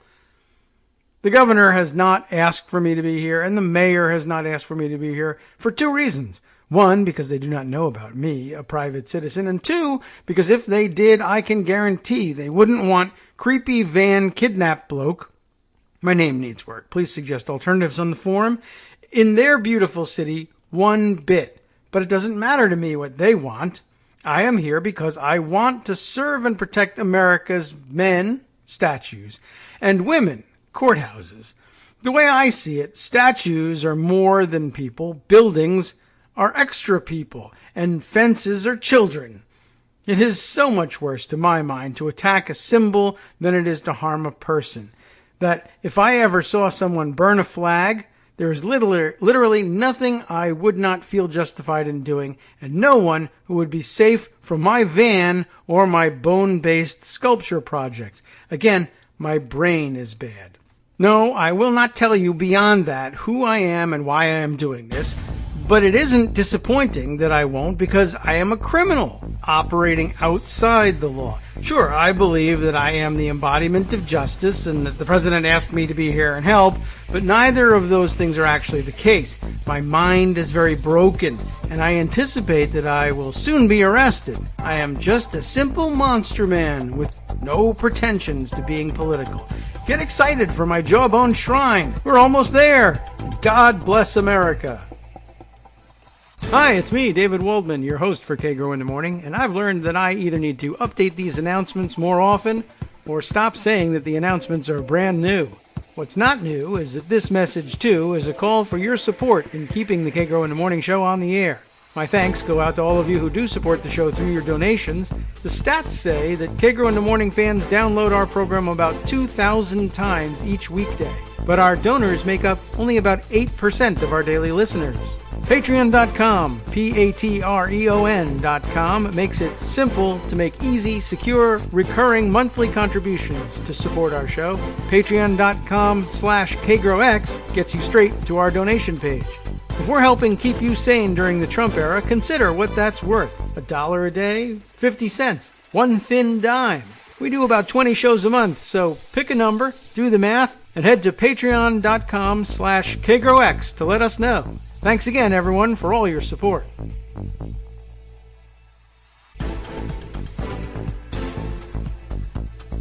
All right, welcome back now to the Kagro in the Morning Show here on Netroots Radio. Let's see what we can cram in our last segment. Definitely trying to stay up to date, given that we are doing a pre-recorded show today, but late breaking on Monday night, I got a hold of this piece scheduled for publication today, but you know how they do these things. In Salon, the work of Roger Sollenberger. I assume at this point that everyone will be talking about this. Lawsuit accuses former Fox News anchor Ed Henry of rape and current top talent of sexual harassment. So I guess we know part of the motivation behind the big let's cancel culture movement, and who knows what else. But interesting timing, particularly as Tucker Carlson prepares to move up the scales in I don't know what in the rogues gallery of Republican operatives. Let's get right in here. And well, I've got an editor's note for this one. This article references a lawsuit containing extremely graphic material that is sexual and violent in nature. So good morning. I think you've all had a chance to digest breakfast, depending on when you're listening to the podcast. 2 women filed a lawsuit against Fox News in a New York federal court Monday, alleging rape and sexual harassment at the hands of some of the network's top talent, if you can call them that, including the recently fired Ed Henry and primetime stars Sean Hannity and Tucker Carlson. Tucker Carlson, of course, on a long-planned vacation or something like that for whatever reason. And I saw this story tweeted out with the accompanying comment that Fox brass were aware some 4 days or so before he left on vacation, this supposedly long-planned vacation, of these allegations against Tucker Carlson. So, you know, might have had something to do with it. Jennifer Eckhart, a former associate producer at Fox Business, accuses Henry, the former co-anchor of America's Newsroom, of rape and other forms of sexual violence. Her co-plaintiff, Kathy Areu, A-R-E-U, a regular guest on the network, filed sexual harassment claims against Henry as well as Hannity, Carlson, and the Media Buzz host Howard Kurtz. Wow, this is terrific. That is to say, awful. For the victims. This is, and that's true. I mean, and honestly, of course. But what a set of accusations to make. And they got almost all of my favorite people over at Fox. I don't know. There are people I'd rather see go down than them, but fine. Interesting. The 4 men have also been sued in their individual capacities. Michael J. Williman, an attorney who represents the women, along with veteran sexual misconduct litigator Doug Wigdor, told Salon that Fox News had been informed of Areu's allegations against Carlson on July 9th, 4 days before the host announced that he would be taking a, quote, pre-planned vacation. It doesn't sound too good. A Fox News spokesperson confirmed in an email that the network had learned about Areu's claims against Carlson on July 9th and, quote, promptly investigated them. And then he took a vacation. Tucker is still employed, and this has zero to do with his vacation, which was legit and pre-planned, the spokesperson added. And we all had our doubts about that. The legal complaint itself is so graphic in nature that it includes a trigger warning. This document contains highly graphic information of a sexual nature. I didn't check this out before we read it. I mean, I saw the warning, but okay. Including sexual assault. At length, it details Henry's alleged attempts to groom Eckhart, oh boy, who claims she was asked to be his, quote, little whore and sex slave. Henry allegedly threatened Eckhart with punishment and retaliation if she did not comply with his demands. Hey, now, she hadn't agreed to be a sex slave, and you can't threaten her with punishment and retaliation until after it's agreed to, and then I guess it's all fun and games. I don't know. So I hear. According to the document, Eckhart was ultimately left, quote, violently raped while helpless and restrained in metal handcuffs. What? While Henry performed sadistic acts on her, I'm going to have to be careful here, without her consent that left her injured, bruised, and battered with bloody wrists. Now, my big question, and I'm sure the question for the jury, or in front of the jury, will be, did she appear as a guest on any shows with Ed Henry on them afterward? It's gonna hurt things if it was the case, but man, I mean, just because we won't, people will misunderstand, I'm sure, what the dynamics of this situation are. But, okay, the suit claims that Henry had earlier forced Eckhart to perform oral sex on him on network property, which I guess makes it worse, I don't know, before raping her at a hotel where Fox often hosted visiting employees, thereby facilitating, whether knowingly or unknowingly, Mr. Henry's conduct. That is also, well, that's an interesting claim as well. Wow. Never mind. I'll make no comment. I'll move on here. Henry allegedly sent both Eckhart and Aru lewd text messages. One message to Eckhart, oh boy, referenced owned and submissive anal sex. My kids are not around, I think, at the moment. According to the filing, others said F, but with the actual word, because he's not going to hold back. I'm not Ed Henry. I'm holding back. F you and your safe word. Oh, boy. You will know when I am done, and when you are owned, you don't get a choice. So we're getting a glimpse inside what Ed Henry considers to be fun, even if no one else does. Yet another text to Eckhart allegedly read, "Good long session last time. Left you bruised, battered, dazed, sated, begging for more." He doesn't use very much punctuation.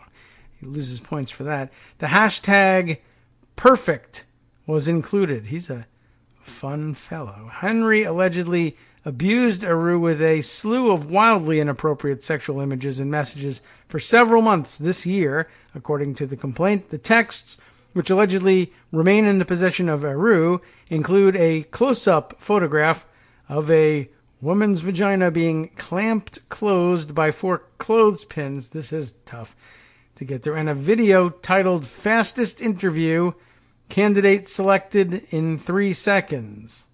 According to the filing, the video features a woman job candidate, exposing herself to the interviewer, who then selects her for the job.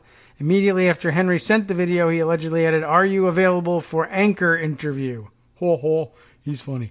Network executives allegedly knew about Henry's misconduct as far back as 2017, when several women accused him of sexually inappropriate conduct amid a company-wide probe into sexual harassment at the channel. Remember that? That's because, of course, the big boss was a big abuser as well.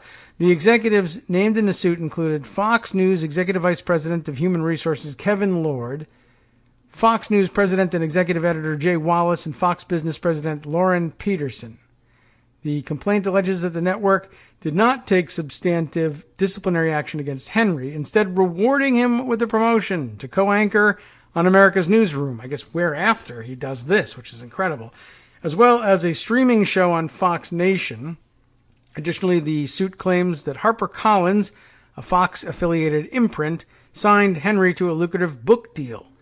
Fox News only took action against Henry ahead of this lawsuit, according to the claim. However, the network allegedly did not inform Eckhart leaving her to learn the news on Twitter and in press reports. It's heinous to do that to a victim like this, to force her to see him all over the news, Williman told Salon. 2 years ago, Wigdor's firm settled claims brought by more than 20 individuals against Fox News, including its disgraced former star anchor Bill O'Reilly and former CEO Roger Ailes. Williman confirmed to Salon that the firm had told Fox News about Aru's allegations last week. At that point, they had already been aware that we had represented her for 2 weeks, Williman said. For a period of time, Aru had been a regular featured guest on Hannity, Tucker Carlson Tonight, and Media Buzz. She claims that the hosts of all 3 programs cut her appearances after she pushed back against unwanted advances. Aru claims that on March 18, 2018, Hannity, in front of the full studio crew, threw $100 on the desk of his set and repeatedly demanded that one of the men in the room take her out on a date. "Who wants to take her on a date?" he allegedly yelled. "Take her on a date to Del Frisco's." Okay. Aru claims that she was stuck and unable to leave because she was still hooked into studio equipment, which could only be removed by a stagehand.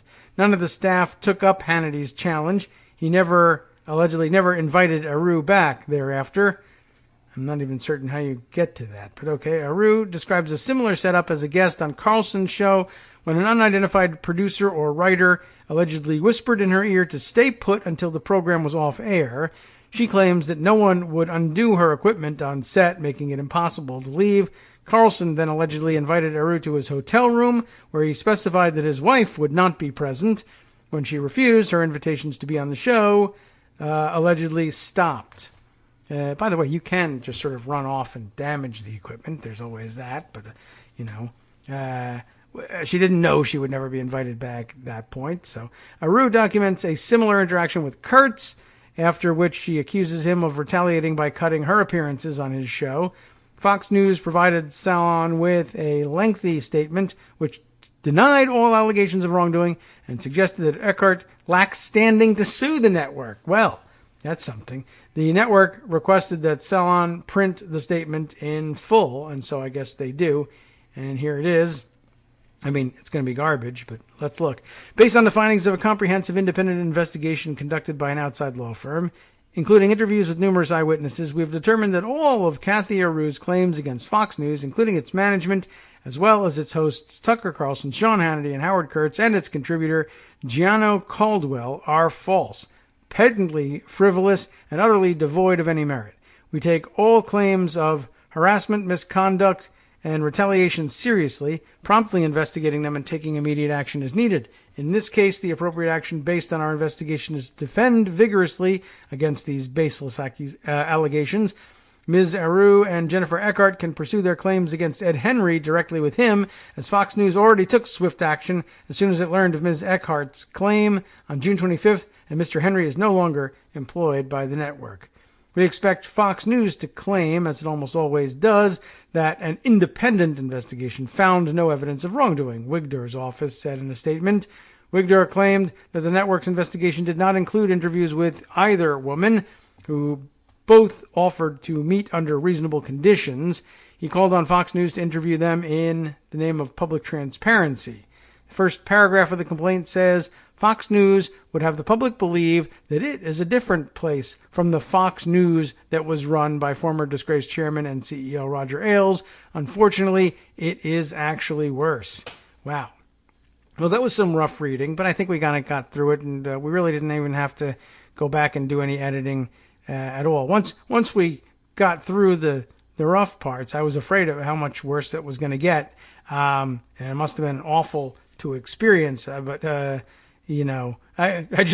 was afraid of what else was going to come up that I would have to figure out how I was going to read. And these people are crazy. I've never understood how you get the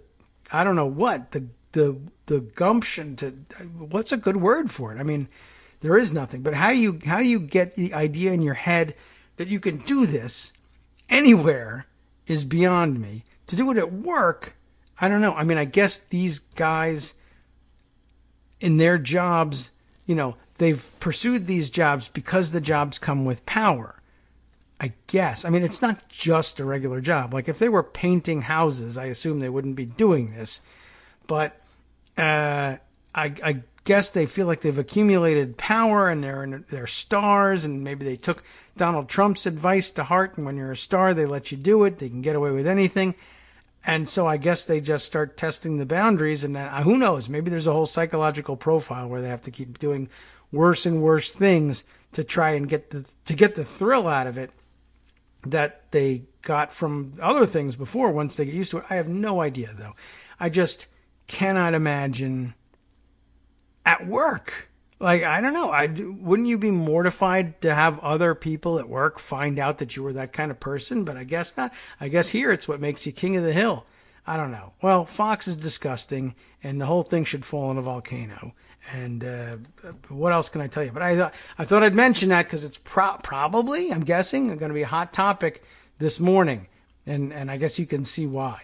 Well, how about some lighter fare from Politico? Wow, this is something I wanted to share also. I didn't really know what I was walking into with the Salon article. I just wanted to hear that Tucker Carlson was in trouble.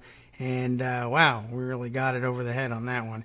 I can't stop thinking about it. But I will, as we head over to Politico for this piece from Mark Caputo.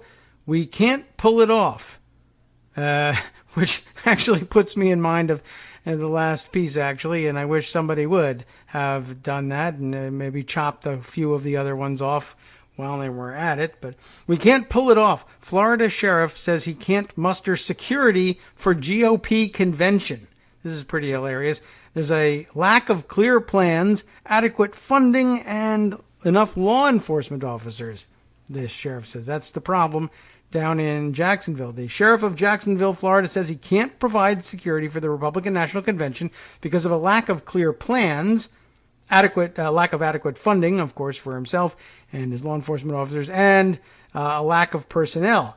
As we're talking today, we are still not close to having some kind of plan that we can work with that makes me comfortable that we're going to keep that event and the community safe. Duval County Sheriff Mike Williams told Politico. Too bad. Sheriff Williams has just fallen out of a window in Moscow. It's not my event to plan, but I can just tell you that what has been proposed, in my opinion, is not achievable right now from a law enforcement standpoint, from a security standpoint. The controversy deals one of the biggest potential blows to President Donald Trump's decision to hold an in-person nominating convention during a pandemic, the other being the pandemic, I guess. The proposal has already been beset by concerns over safety and reports of high-profile Republicans declining to attend, not to mention the fact that they fled Charlotte, North Carolina over masking requirements, only to land in Jacksonville and then find that they would be facing masking requirements there as well. Although today, I don't know how it is this morning, but yesterday we found out that the president wanted everyone to know we've always been at war with East Asia. He's always also worn a mask. Plus, he was the one who knew it was a pandemic before anyone else. Now we are pro-masking all of a sudden. We'll see how long that lasts. Anyway, so now they land in Jacksonville, and they're like, yeah, if you don't tell us what the plans are, I don't know how I secure the event. And the thing is, they don't have any plans. They were just like, let's all get together. They have no idea what it takes to do logistics of anything.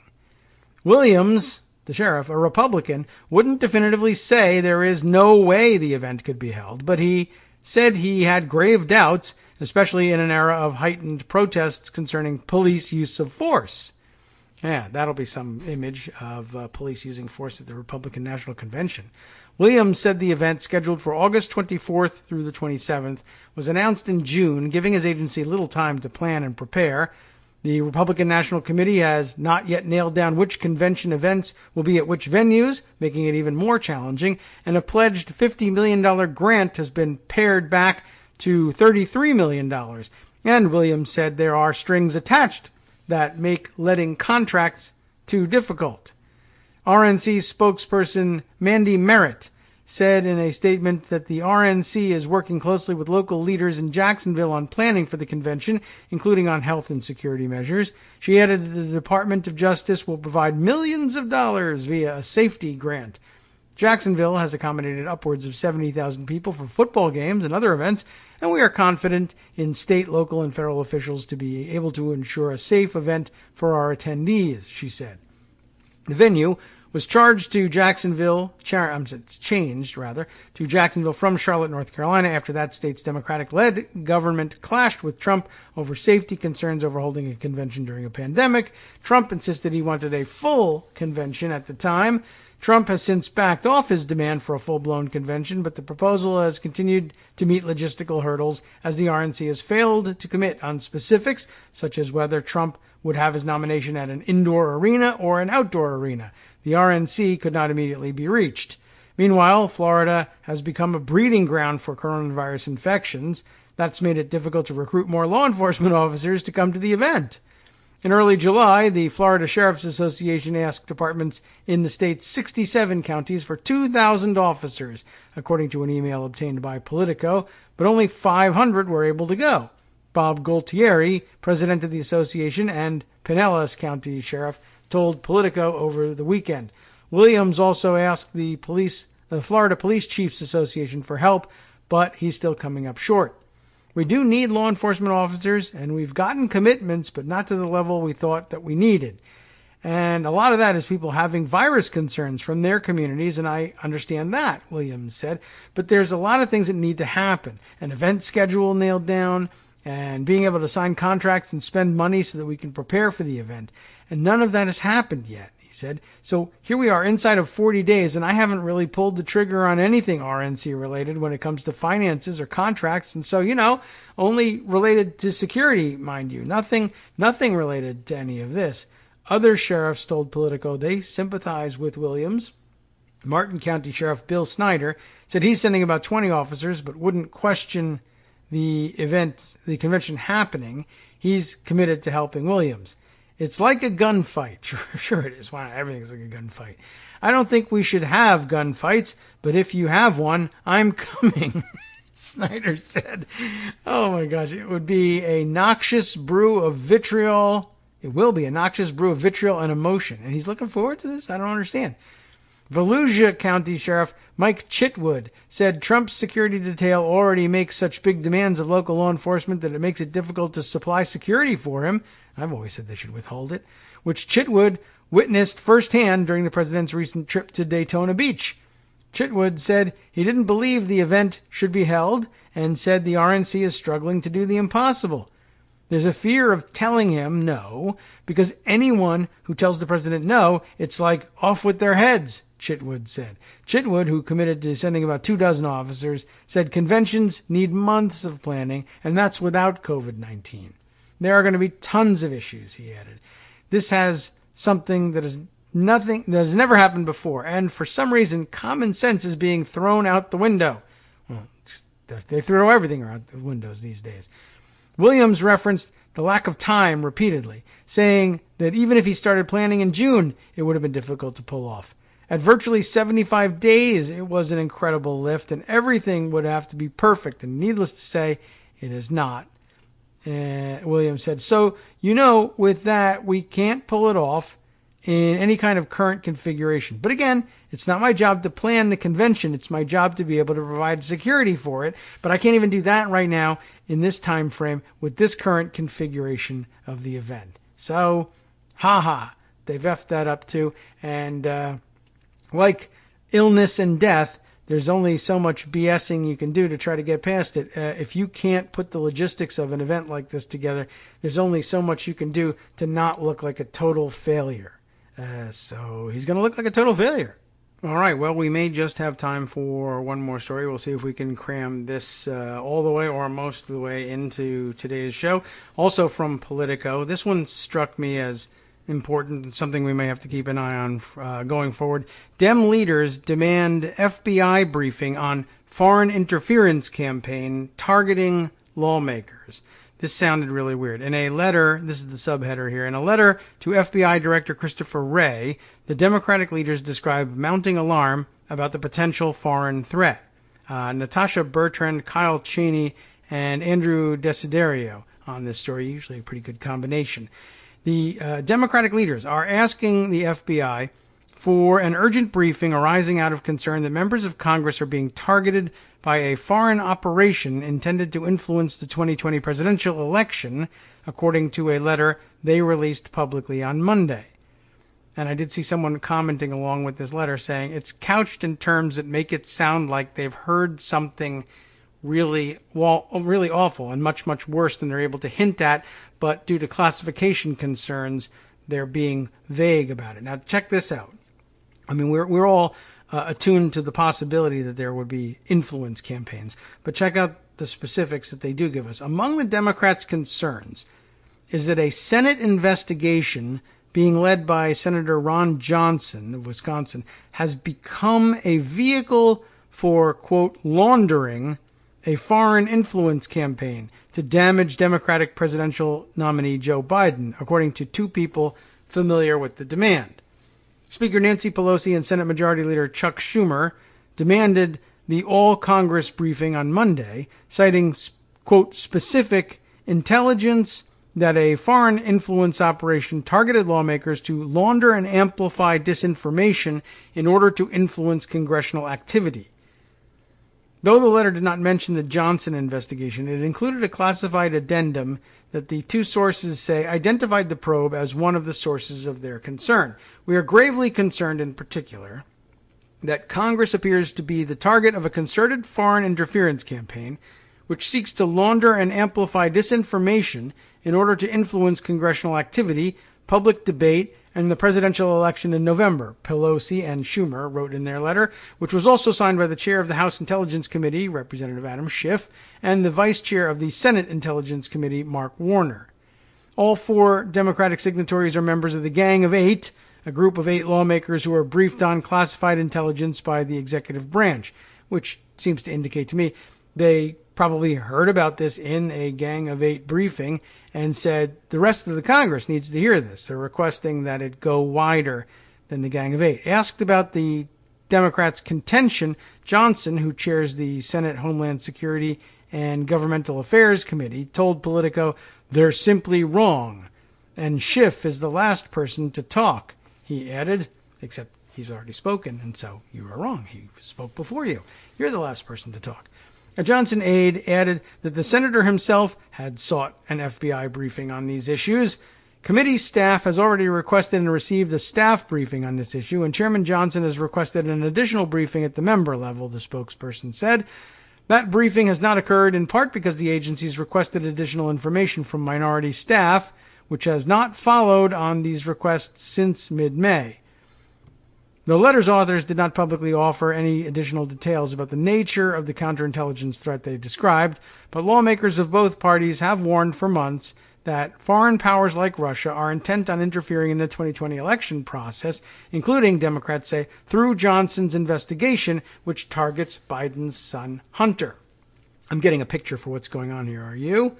If not, we'll go over it in a minute. The probe centers on claims that a Democratic public relations firm sought to leverage Hunter Biden's role on the board of a Ukrainian energy company, Burisma, of course, to influence the State Department under the Obama administration. Johnson has asked several former State Department officials to testify, and he is eyeing subpoenas as soon as this week if they do not agree to appear for depositions voluntarily.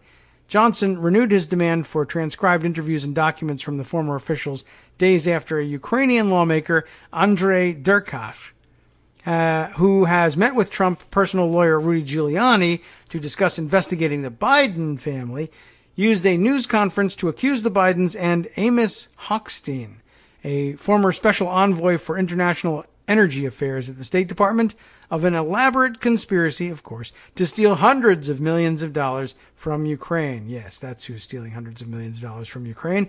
The last time senators were briefed on election security and foreign influence operations, Democratic lawmakers confronted Johnson behind closed doors about his investigation, arguing that it threatens the integrity of the 2020 election and relies on Russian disinformation to tar a political opponent. They cited in particular Johnson's initial effort to subpoena Andrei Telezenko, who has pushed unsubstantiated claims about coordination between the Ukrainian government and the Democratic National Committee in 2016. Johnson dropped plans to subpoena Telezenko after the FBI's Foreign Influence Task Force briefed senators about him, focusing on concerns over his credibility. Last week, Senator Gary Peters of Michigan, the top Democrat on Homeland Security, renewed his request for briefings, defensive briefings, from the FBI as Johnson's investigation intensifies. We may or may not be able to run through the last couple of paragraphs, but what seems to be emerging here is that it's become clear to counterintelligence operatives who were briefing the Gang of Eight that Johnson's committee appears to exist, well, not the committee, but the investigation appears to exist for very little reason other than as a funnel for Russian and or Ukrainian, Russian-leaning Ukrainian misinformation and a deception campaign. We'll come and testify if you subpoena us. We'll come and say the things you wish were true about Hunter Biden, and then you'll be able to say, aha, look what we've discovered in our quote-unquote investigation. Apparently, it's that obvious to everyone, and they just want to make that plain to everyone From in Daily Congress. Kos Radio on networksradio.com. You have been listening to the Kagro in the Morning Show with David Waldman. Well, so there you have it. I guess that's the closest we're getting to political union between Russia and the United States. We're turning the United States Senate over to the Russians to testify and manipulate at their whim. Sounds like a good thing to do right before an election. I wonder what will come of it and whether Chris Gray will be of any help. We'll check back in with it tomorrow.